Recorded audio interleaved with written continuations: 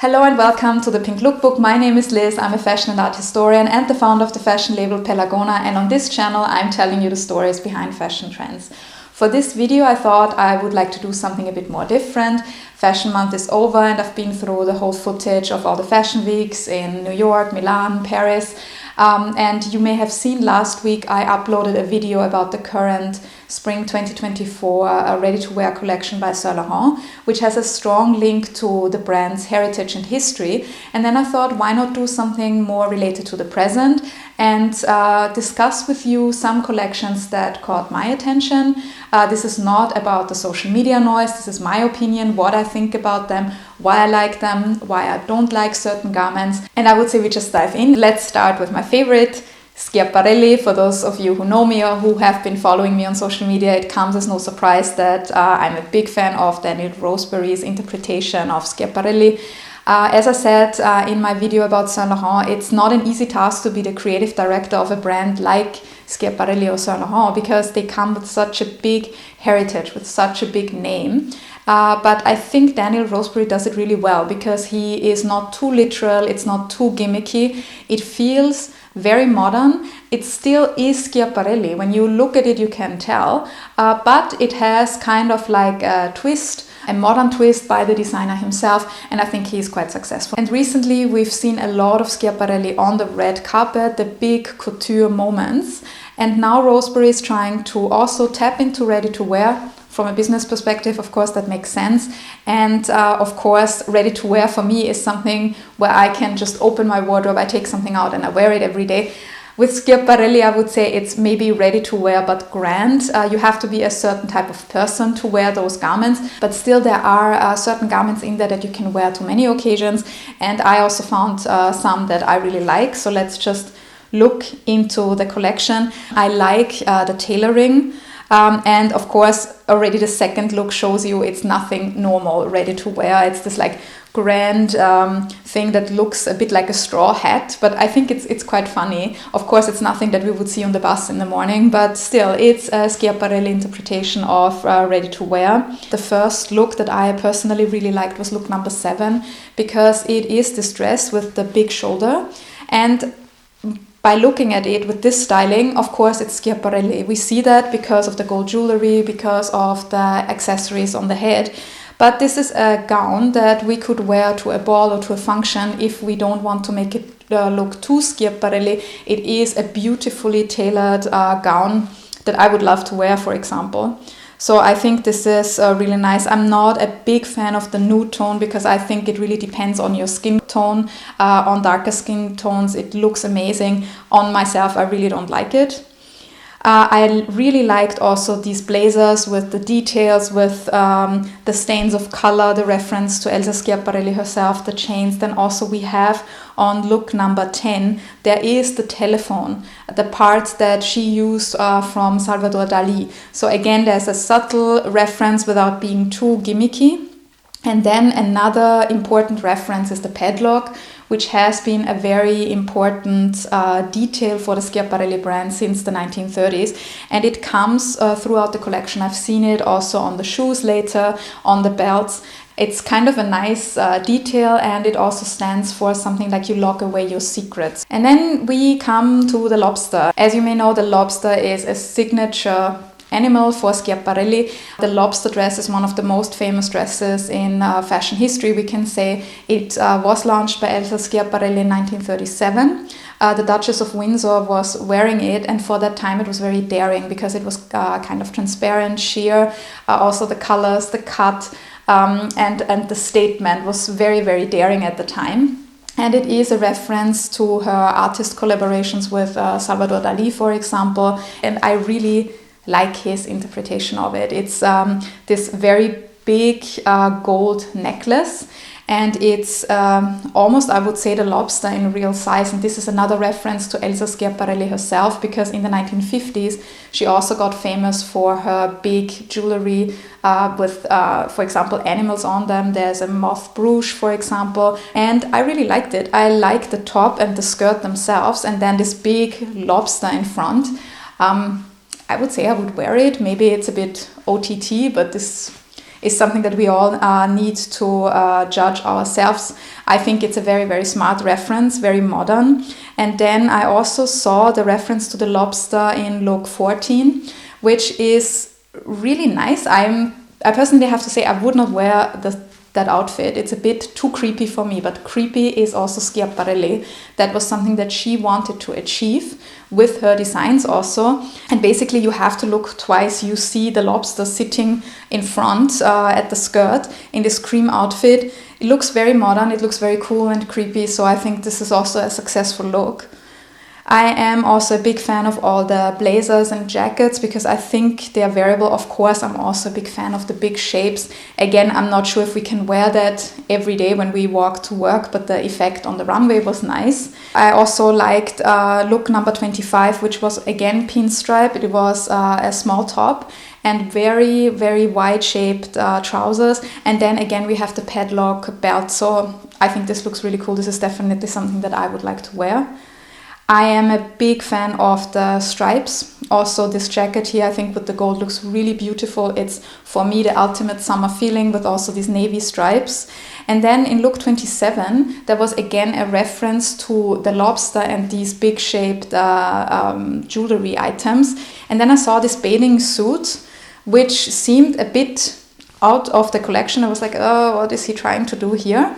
And the next look came on the runway and it was a fish in there, and basically the pattern of the fish is taken up in that bathing costume. And this is again something that Schiaparelli herself did. These references to animals, use the animals in her collection. I think it's really smart. I'm not sure if the colors are mine. He also took that up with the fishbone necklace. The second last look I also liked, even though I'm usually not a big fan of like logos and all this on clothing. But again, it's this reference to Elsa Schiaparelli herself that we have seen in the jackets. And then the last look. And this look was all over social media again because Kendall Jenner wore it. I'm not here to judge the choice of model. I'm not here to discuss the Kardashian family here. For me, it was more, I looked at the dress and at first I was like, why is he ending the show with this dress? It looked so simple. It didn't really look Schiaparelli. But then I zoomed in. And then you can see it's actually many, many red nails that make this dress. And this is a very smart reference to Elsa Schiaparelli, who was a big fan of these like effects with nails because she had these gloves with the red nails on them. She also sometimes painted hands to make them look like gloves. I found it a bit sad because this was the only thing dominating on Instagram. It was such a beautiful collection. And again, that whole Kardashian-Jenner discussion, should she end the show or not, was kind of overtaking the discussion. It may be on purpose to create a buzz, but I found it a bit sad because the collection itself is really beautiful. Now let's move on to Valentino. This was another collection that really caught my eye because I really, really like those cutouts and this embroidery pattern. Pierpaolo Piccioli said he was inspired by the Sala Bianca in the Palazzo Pitti in Florence. And he said he wanted to make embroidery the structure and more than just the decoration of the garment. I think it worked really well. He did it in different interpretations with these like kind of flower patterns. Then also there were some birds. There were also even pineapples. I liked it because we are talking here about cutouts, but at the same time, the models did not look exposed. Of course, there were certain garments which we are going to see, which were a bit more revealing. But in general, I didn't have the feeling that this was the case. Already the first look was this clear reference to the Sala Bianca. I liked it. It's so nice. It's so beautiful, beautifully cut. Model looks great. Also the background, it really caught my attention. Even the second one with more of the flowers I really liked. And then again, look 3 is a bit more revealing, very short. For me personally, it's a bit too short. What I also liked were these jackets that he used and shirts to combine it with those cutout shapes. I really liked the dresses that picked up that pattern. Like here in look 11, I think that burgundy red with the cream and white looks really beautiful. Also the cutouts are there, they are not too much. I also like the draping on the more simple dresses because I think it's a nice juxtaposition with the cutouts. I really, really love this with the mermaids here in look 14. Look 18.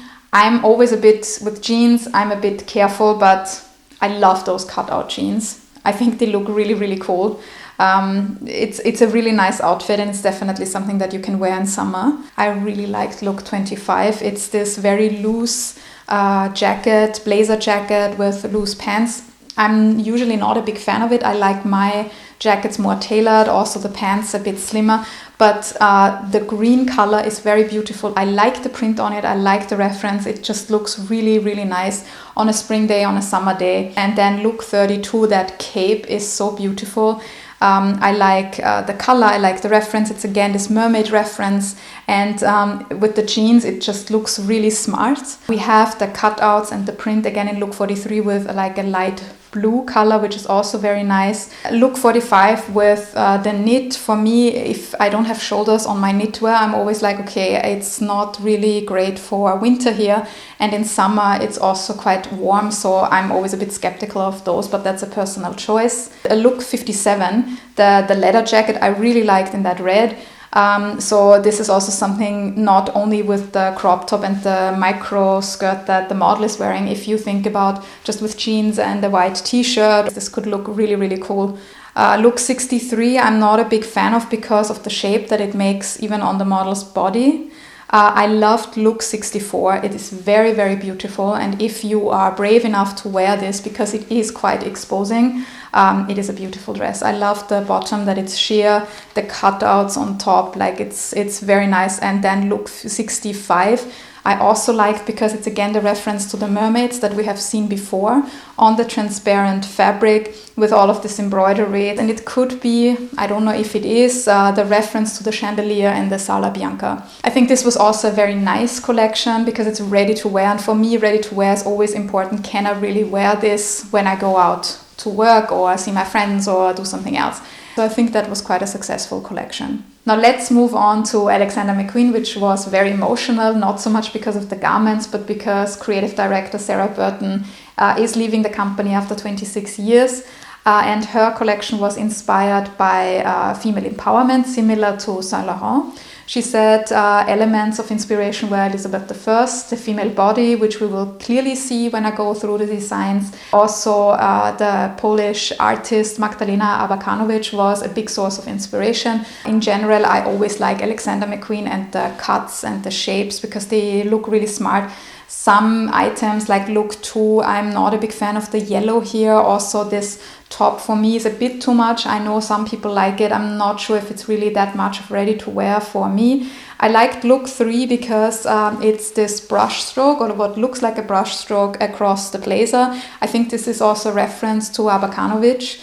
And it looks like a shawl. In that picture we can't see too much, but later on a coat we will see. And we have the fringes and the red and the dramatic contrast with the black. The rose is a topic that keeps coming up, and a lot of magazines are already saying, or experts are saying, that it is going to be a big topic for summer 2024. I'm a big fan of these cut-out blazers because they look really, really smart.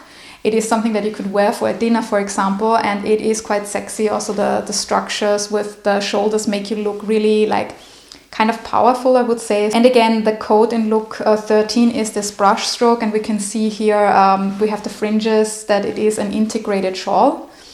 My favorite look of the collection is this dress here, because on the one hand we see it and we know it is Alexander McQueen.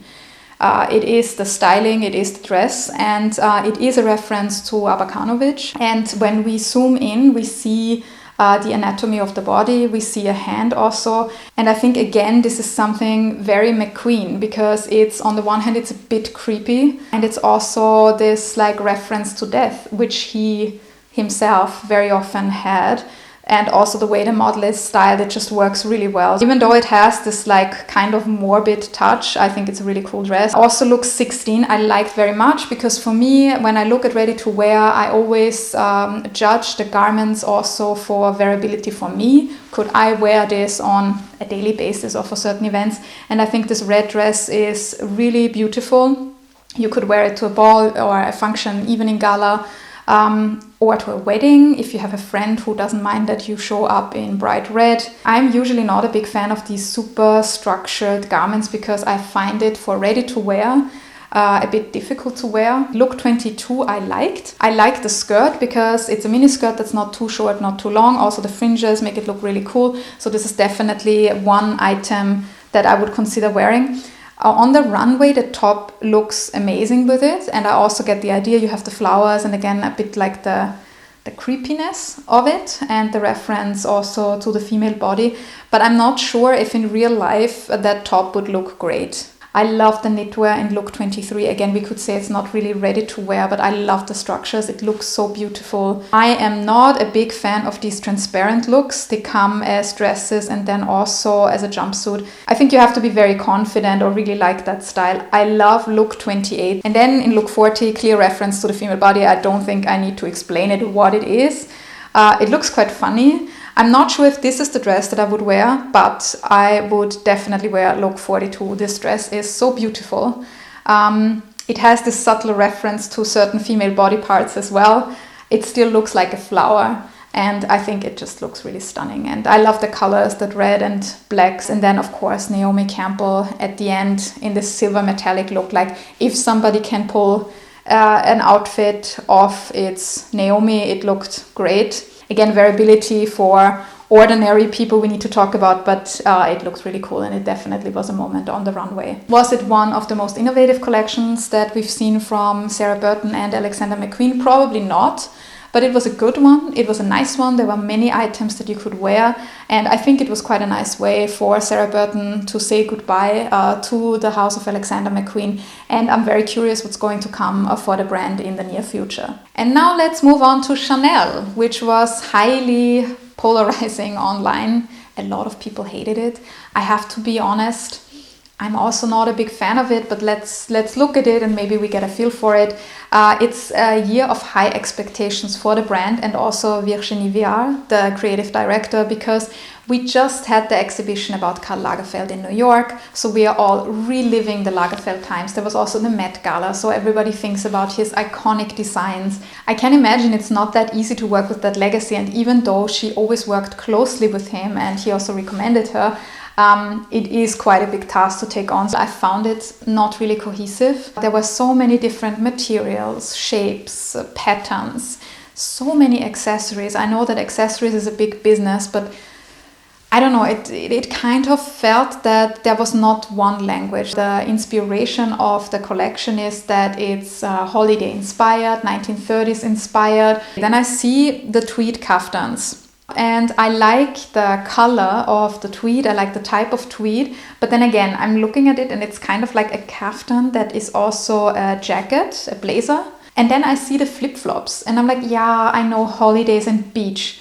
Again, my Austrian background, I'm like, if it's that cold that I need a tweed kaftan, I'm not gonna wear flip-flops. And then it's not even flip-flops that were special, it was just like plain black flip-flops with the Chanel logo on it. So another style that I didn't really get. Yes, it's this 1930s style, and we could say Virginie Viard is actually closer to what Chanel herself wanted to do. She's referencing those times. This is clearly more the early 30s vibe that she wants to give us.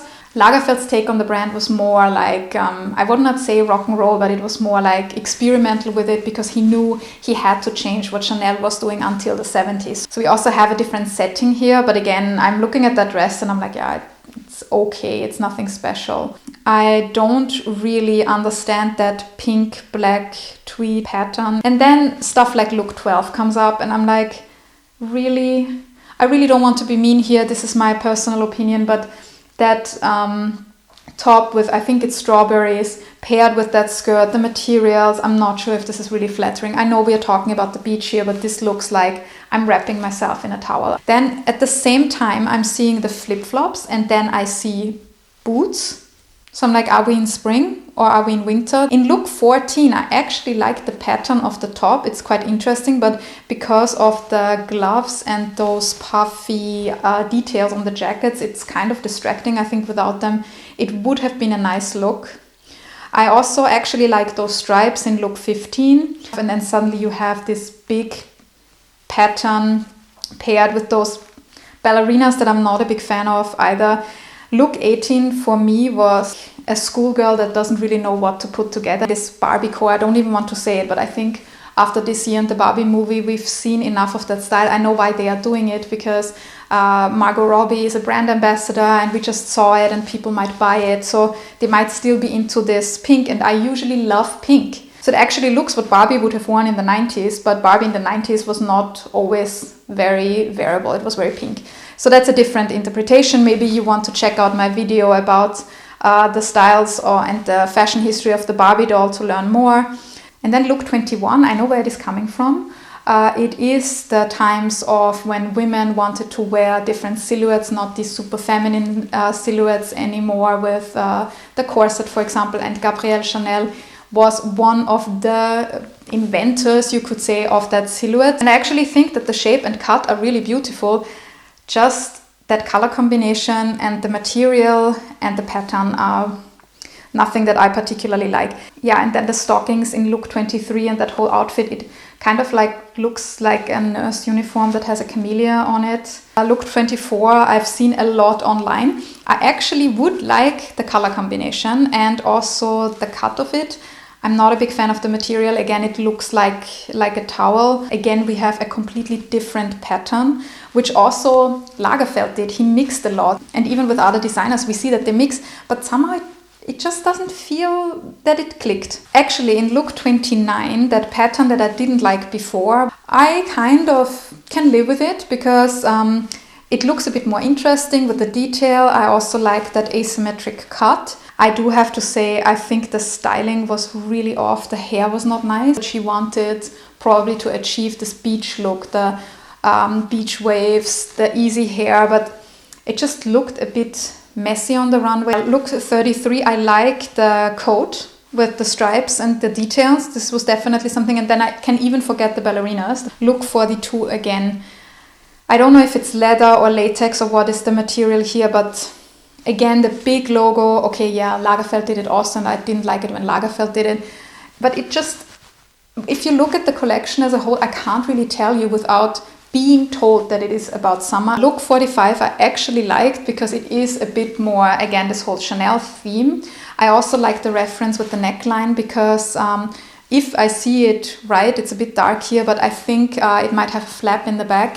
And then it's a reference to sailors. And this is actually something that is very like beachy, summery, even though this is an evening ensemble. So this is something that I really like. Look 47 is okay, but what makes it interesting is the reference to the camera bag, because this is a clear reference to Karl Lagerfeld. As I mentioned in one of the videos before about Lagerfeld, he was also very much interested in photography. He photographed a lot of the collections himself, and very often he was carrying a camera. So this is a clear reference to her predecessor and also quite a successful reference to the bag. Look 55 on Gigi Hadid. Yeah, I don't know what to say. Is this the summer theme that we were talking about before? It's not really coherent. What I also found really ugly are these boots, these turquoise boots that are paired with many garments, and they actually take away the attention from those garments. And then again, in look 65, I see something that I actually like. I like prints and colors. It looks okay. I'm not saying that this is something that would catch my attention on the street or that she looks absolutely amazing in it. But it is something where I was like, interesting. Then it comes back, but then they pair it again with like Chanel logos. And then in a really strange cut in look 67. So I find it sad because if you took elements or just parts of that pattern and styled it differently or had different cuts, I think this would look much better. I actually liked look number 71. Again, something completely different, something that we didn't see before, but I liked the cut and the colors. Then the ending look was, I don't know what to say. Another collection that I would like to discuss here is Rokh by the designer Rokh Huang. And it looks quite edgy, a bit, I don't know, kind of avant-garde. And this is actually something that the designer himself said along the lines like, this is the world I imagine. Like it is a bit avant-garde. So I really like it. And when you look at the collection, even with look number 1, you immediately see what he is trying to do. He has these smart cutouts with the coat. It is this unisex approach. Not everything in that collection is something that I necessarily would wear, because a lot of things are just not my style, but I know where he's going. I like the jacket in look number 5 because it's really smart and edgy, and I see it with for example, high-waisted pants in black as well, or even with jeans. It can look really smart. And similar, look 6, the jacket, and also I think it's culotte. He has some leather ensembles where I'm like, the total ensemble is a bit too much for me, but for example, I would wear this skirt or culotte. Of course, when you then see look 22, you might ask yourself, but who really wears that? But that's actually the thing. I know people who would wear that, maybe not myself, but people in New York, Seoul, Hong Kong, even in Thailand. I know people who would take elements of this and then make it theirs. As I said, some things, if you see them, the whole ensemble, it's a bit much. It is avant-garde, but it is quite nice. Like, for example, look 32, the colors work really well. So this is definitely something that I personally enjoyed a lot. The last collection that I selected is also kind of an emotional runway show. It is Andreas Kronthaler for Vivienne Westwood. It feels like saying goodbye to Vivienne herself. Kronthaler said that he had to go through Vivienne's wardrobe and he identified over 250 looks that he could have used for the collection. He narrowed it down to around 40. And there are many references to garments that Vivienne Westwood herself wore.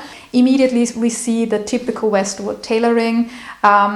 If somebody else did it, I would say it would look sloppy, but it always looks very well put together. And what I like about Westwood is that you can wear them as an ensemble, like on the runway, but you can also take just the jacket or the pants or the top and it still looks very smart. Then of course we have the tartan pattern. And then I would like to go to look number 6. This linen cape references a cape that Vivienne Westwood herself wore in 2015 when she protested in front of the British Prime Minister's house in a tank. So these are the subtle references to Vivienne, who was always very outspoken about topics. Look number 7 with the badges on that, I think it's a silk dress. They are, according to Kronthaler, a reference to when Vivienne Westwood was a teacher.